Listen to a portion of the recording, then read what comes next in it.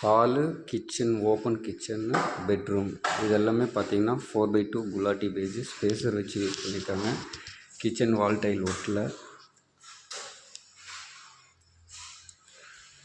இந்த படிக்கட்டு கல் 10 இன்ச்சு கல். இது 10 இன்ச்சுக்கு வரும். ஒரு கல்லில் 2 பீஸ் யூஸ் பண்ண முடியும். ஒரு பாக்ஸுக்கு 2 கல்லுன்னும் போது 4 படிக்கட்டுக்கு யூஸ் பண்ணலாம். ரைசர் 6 இன்ச்சு 4 பீஸ் வரும்.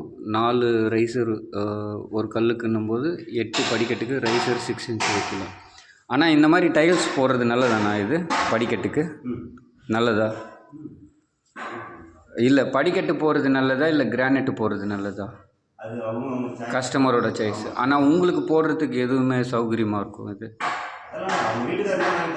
அதை நீங்கள் போட முடியும். இப்போ ஒன்றுக்கு ஒன்று போடுறதுக்கும் கிரானைட்டு போடுறதுக்கும் எல்லாமே கஸ்டமரோட சாய்ஸ் தான்.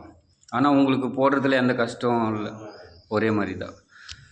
பாருங்கள், ஸ்பேஸர் போட்டு யூஸ் பண்ணணும், அதுதான் பெஸ்ட்டு. ஏன்னா இந்த லைன் பர்ஃபெக்டாக இருக்கும்.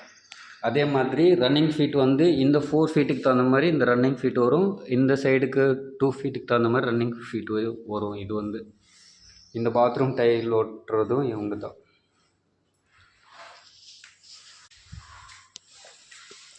இது டேங்கோ நாரங்க 4x2 டைலு படிக்கட்டுக்கு யூஸ் பண்ணியிருக்காங்க. இதுவும் குலாட்டி பேஜ். மெயின் ஃப்ளோரிங் எல்லாமே குலாட்டி பேஜ் 4x2 டைலு. எல்லாமே ஸ்பேஸர் வச்சு யூஸ் பண்ணியிருப்பாங்க.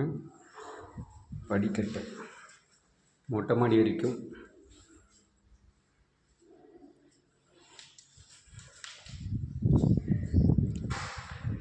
இந்த பாத்ரூம் டைல் ஆண்டனி அக்வா.